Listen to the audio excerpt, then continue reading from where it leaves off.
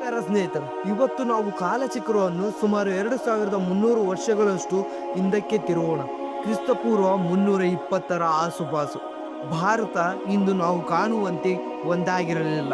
ಅದು ಭಾರತದ ಸಣ್ಣ ಸಣ್ಣ 16 ಮಹಾಜನಪದಗಳಾಗಿ ಹರಿದು ಹಂಚಿ ಹೋಗಿದ್ದವು. ಒಂದೆಡೆಗೆ ಮಗಧ ಸಾಮ್ರಾಜ್ಯವನ್ನು ಆಳುತ್ತಿದ್ದ ನಂದ ವಂಶದ ಕೊನೆಯ ದೊರೆ ರಾಜ ಧನನಂದನ ಅಹಂಕಾರ ಮತ್ತು ಶೌರ್ಯ ಮಿತಿ ಮೀರಿತ್ತು. ಪ್ರಜೆಗಳು ತೆರಿಗೆಯ ಭಾರದಿಂದ ಕಣ್ಣೀರು ಹಾಕುತ್ತಿದ್ದರು. ಇನ್ನೊಂದೆಡೆಗೆ ಪಶ್ಚಿಮದಿಂದ ಅಲೆಕ್ಸಾಂಡರ್ನ ಗ್ರೀಕ್ ಸೈನ್ಯ ಭಾರತದ ಗಡಿಗಳನ್ನು ನಡುಗಿಸುತ್ತಿತ್ತು. ದೇಶಕ್ಕೆ ಒಬ್ಬ ಸಮರ್ಥ ನಾಯಕನ ಅಗತ್ಯವಿತ್ತು.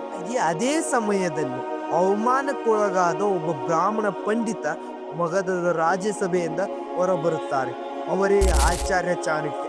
ಅಂದು ಅವರು ತುಂಬಿದ ಸಭೆಯಲ್ಲಿ ಒಂದು ಭೀಕರ ಶಪಥ ಮಾಡುತ್ತಾರೆ.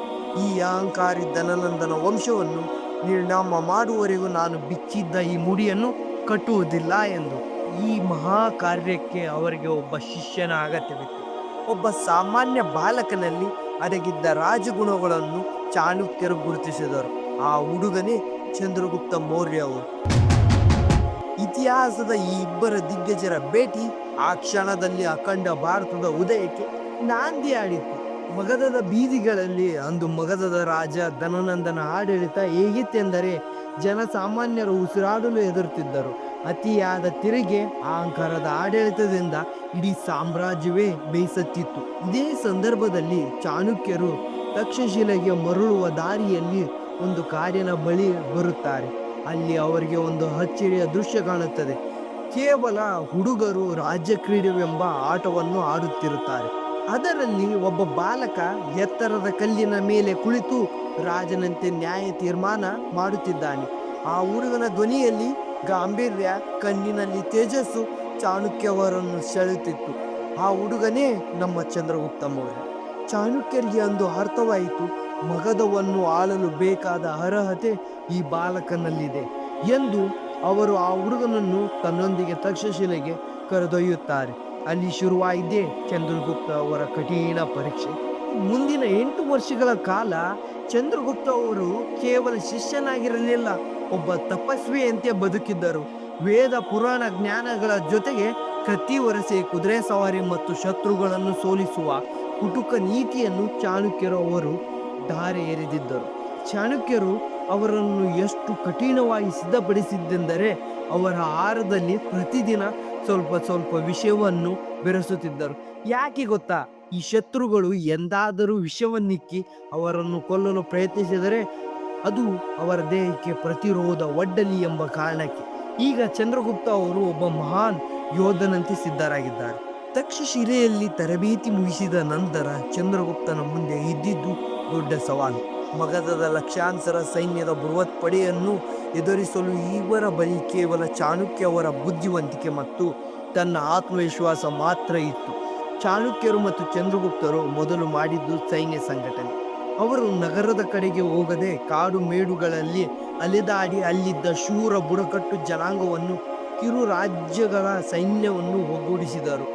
ನಂದರ ಆಳ್ವಿಕೆಯಿಂದ ಮುಕ್ತಿ ಎಂಬ ಒಂದೇ ಗುರಿಯೆಡೆಗೆ ಒಂದು ವಿಶಿಷ್ಟ ಪಡೆಯನ್ನು ಸಿದ್ಧಪಡಿಸಿದರು. ಆದರೆ ಆರಂಭದಲ್ಲಿ ಚಂದ್ರಗುಪ್ತ ಅವರು ಒಂದು ದೊಡ್ಡ ತಪ್ಪನ್ನು ಮಾಡುತ್ತಾರೆ. ಉತ್ಸಾಹದ ಭರದಲ್ಲಿ ನೇರವಾಗಿ ಮಗಧದ ರಾಜಧಾನಿ ಪಾಟಲಿಪುತ್ರಕ್ಕೆ ನುಗ್ಗಿಬಿಟ್ಟರು. ಫಲಿತಾಂಶವಾಗಿ ಭೀಕರ ಸೋಲು. ಗುಪ್ತರು ಮತ್ತು ಚಾಣಕ್ಯರು ಜೀವ ಉಳಿಸಿಕೊಳ್ಳಲು ಕಾಡು ಮೇಡುಗಳಿಗೆ ಓಡುತ್ತಾರೆ. ಹಸಿವಿನಿಂದ ಕಂಗಾಲಾಗಿ ಅವರು ಒಂದು ಸಣ್ಣ ಗುಡಿಸಲಿಗೆ ಹೋಗಿ ವಿಶ್ರಾಂತಿ ಪಡೆಯುತ್ತಿದ್ದರು. ಅಲ್ಲಿ ಒಬ್ಬ ವೃದ್ಧೆ ತನ್ನ ಮಗನಿಗೆ ಬಿಸಿ ಗಂಜಿಯನ್ನು ಬಡಿಸುತ್ತಾರೆ. ಆ ಹುಡುಗ ಗಂಜಿಯ ಮಧ್ಯಭಾಗಕ್ಕೆ ಕೈ ಹಾಕಿ ಕೈಯನ್ನು ಸುಟ್ಟುಕೊಂಡಾಗ ಆ ತಾಯಿ ಒಂದು ಮಾತು ಹೇಳುತ್ತಾರೆ, ಮಗನೇ, ನೀನು ಚಂದ್ರಗುಪ್ತನಂತೆ ತಪ್ಪು ಮಾಡುತ್ತಿದ್ದೀಯಾ? ಹಂಚಿನಿಂದ ತಿನ್ನುವುದನ್ನು ಬಿಟ್ಟು ನೇರವಾಗಿ ಮಧ್ಯಕ್ಕೆ ಕೈ ಹಾಕಿದರೆ ಕೈ ಸುಡದೆ ಇನ್ನೇನಾಗುತ್ತದೆ ಎಂದು ಹೇಳುತ್ತಾರೆ. ನೋಡಿ, ಈ ಮಾತನ್ನ ಮರೆಯಲಿಲ್ಲ. ಚಾಣಕ್ಯರು ಮತ್ತು ಚಂದ್ರಗುಪ್ತರ ಕಣ್ಣನ್ನು ತೆರೆಸಿತ್ತು. ನೇರವಾಗಿ ಮಗಧದ ಕೇಂದ್ರಕ್ಕೆ ದಾಳಿ ಮಾಡುವ ಬದಲು ಮೊದಲು ಗಡಿ ಭಾಗಗಳನ್ನು ಗೆಲ್ಲುತ್ತಾ ಶತ್ರುವನ್ನು ದುರ್ಬಲ ಮಾಡಬೇಕು ಎಂಬ ತಂತ್ರ ಅವರಿಗೆ ಅರಿವಾಯಿತು. ಅಲ್ಲಿಂದ ಶುರುವಾಗಿದ್ದೇ ಚಂದ್ರಗುಪ್ತ ಅವರ ದಿಗ್ವಿಜಯ.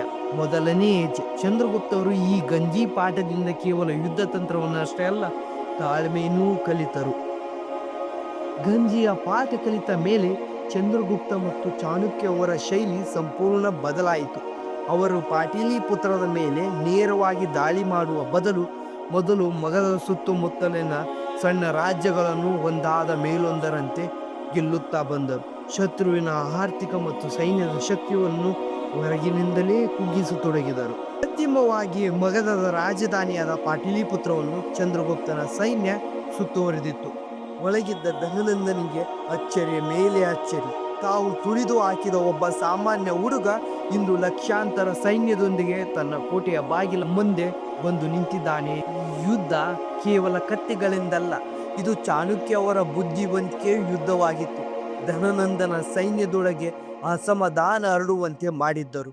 ರಾಜನ ಮೇಲಿನ ಜನರ ಸಿಟ್ಟನ್ನು ಬಳಸಿಕೊಂಡರು. ಕೋಟೆಯ ಒಳಗೆ ರಹಸ್ಯ ಮಾರ್ಗಗಳ ಮೂಲಕ ನುಗ್ಗಿ ಚಂದ್ರಗುಪ್ತನ ಪಡೆ ನಂದನ ಬೃಹತ್ ಸೈನ್ಯವನ್ನು ಚೆಲ್ಲಾಪಿಲ್ಲಿ ಮಾಡಿದ್ದವು. ಧನನಂದನಿಗೆ ತಪ್ಪಿಸಿಕೊಳ್ಳಲು ದಾರಿಯೇ ಇರಲಿಲ್ಲ.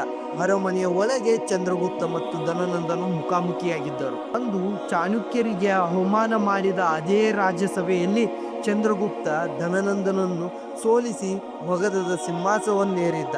ಚಾಣಕ್ಯರು ಅಂದು ಬಿಚ್ಚಿದ್ದ ತಮ್ಮ ಮುಡಿಯನ್ನು ಕಟ್ಟಿದರು. ಅಧರ್ಮ ಅಂತ್ಯವಾಯಿತು, ಮೌರ್ಯ ಸಾಮ್ರಾಜ್ಯ ಉದಯವಾಯಿತು. ಮೌರ್ಯ ಸಾಮ್ರಾಜ್ಯ ಈಗ ಸ್ಥಾಪನೆಯಾಗಿದೆ. ಆದರೆ ಭಾರತದ ಗಡಿಯಲ್ಲಿ ಅಲೆಕ್ಸಾಂಡರ್ನ ಸೇನಾಧಿಪತಿ ಸೆಲ್ಯೂಕಸ್ ಕಾಯುತ್ತಿದ್ದಾನೆ. ಮಗಧವನ್ನು ಗೆದ್ದ ನಂತರ ಚಂದ್ರಗುಪ್ತನ ಮುಂದಿನ ಸವಾಲು ಸಣ್ಣದೇ ಆಗಿರಲಿಲ್ಲ. ಅಲೆಕ್ಸಾಂಡರ್ ಭಾರತದಿಂದ ಮರಳಿದ ಮೇಲೆ ಅವರು ಗೆದ್ದ ಪ್ರದೇಶವನ್ನು ಅವರ ಸೇನಾಧಿಪತಿ ಸೆಲ್ಯೂಕಸ್ ಆಳುತ್ತಿದ್ದ. ಅವನು ಅಲೆಕ್ಸಾಂಡರ್ನ ಬಿಟ್ಟು ಹೋದ ಕನಸನ್ನು ನನಸು ಮಾಡಲು ಮತ್ತೆ ಭಾರತದ ಕಡೆಗೆ ತನ್ನ ಬೃಹತ್ ಗ್ರೀಕ್ ಸೈನ್ಯದೊಂದಿಗೆ ನುಗ್ಗಿ ಬಂದ. ಪೂರ್ವ 305ರಲ್ಲಿ ಸಿಂಧೂ ನದಿಯ ದಡದ ಮೇಲೆ ಎರಡು ಮಹಾಶಕ್ತಿಗಳು ಮುಖಾಮುಖಿಯಾಗಿದ್ದವು. ಒಂದು ಕಡೆ ಗ್ರೀಕ್ನ ಅತ್ಯಾಧುನಿಕ ಯುದ್ಧ ತಂತ್ರಗಳು, ಇನ್ನೊಂದು ಕಡೆ ಚಂದ್ರಗುಪ್ತನ ಶಿಸ್ತಿನ ಸೈನ್ಯ ಮತ್ತು ಚಾಣಕ್ಯ ಅವರ ಅದ್ಭುತ ಯುದ್ಧ ತಂತ್ರ. ಈ ಯುದ್ಧದಲ್ಲಿ ಚಂದ್ರಗುಪ್ತ ಅವರು ಸೈನ್ಯದಲ್ಲಿ ಗಜಪಟೆ ಗ್ರೀಕ್ನ ಸೈನ್ಯವನ್ನು ಬೆಚ್ಚಿ ಬೀಳಿಸಿದ್ದವು. ಸೆಲ್ಯೂಕಸ್ ಸೋಲನ್ನು ಒಪ್ಪಿಕೊಳ್ಳಲೇಬೇಕಾಯಿತು. ಆದರೆ ಈ ಯುದ್ಧದ ಅಂತ್ಯ ಕೇವಲ ರಕ್ತಪಾತದಿಂದ ಆಗಲಿಲ್ಲ, ಬದಲಿಗೆ ಒಂದು ಐತಿಹಾಸಿಕ ಒಪ್ಪಂದದ ಮೂಲಕವಾಯಿತು. ಸೆಲ್ಯೂಕಸ್ನ ತನ್ನ ಮಗಳಾದ ಹೆಲೆನಾಳನ್ನು ಚಂದ್ರಗುಪ್ತನಿಗೆ ವಿವಾಹ ಮಾಡಿಕೊಟ್ಟರು. ಪ್ರತಿಯಾಗಿ ಚಂದ್ರಗುಪ್ತ ಅವರು ಸೆಲ್ಯೂಕಸನಿಗೆ 500 ಯುದ್ಧ ಆನೆಗಳನ್ನು ಉಡುಗೊರೆಯಾಗಿ ನೀಡಿದ್ದರು.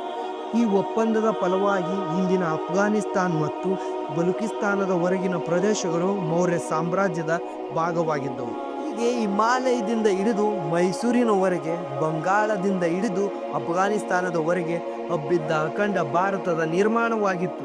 ಇತಿಹಾಸದಲ್ಲಿ ಇದೇ ಮೊದಲ ಬಾರಿಗೆ ಭಾರತವು ಒಂದೇ ಛತ್ರದಡಿಯಲ್ಲಿ ಬಂದಿತ್ತು. ಈಗ ಚಂದ್ರಗುಪ್ತ ಮೌರ್ಯ ಅವರು ಕೇವಲ ಒಬ್ಬ ರಾಜನಲ್ಲ, ಇಡೀ ಉಪಖಂಡದ ಸಾಮ್ರಾಟ.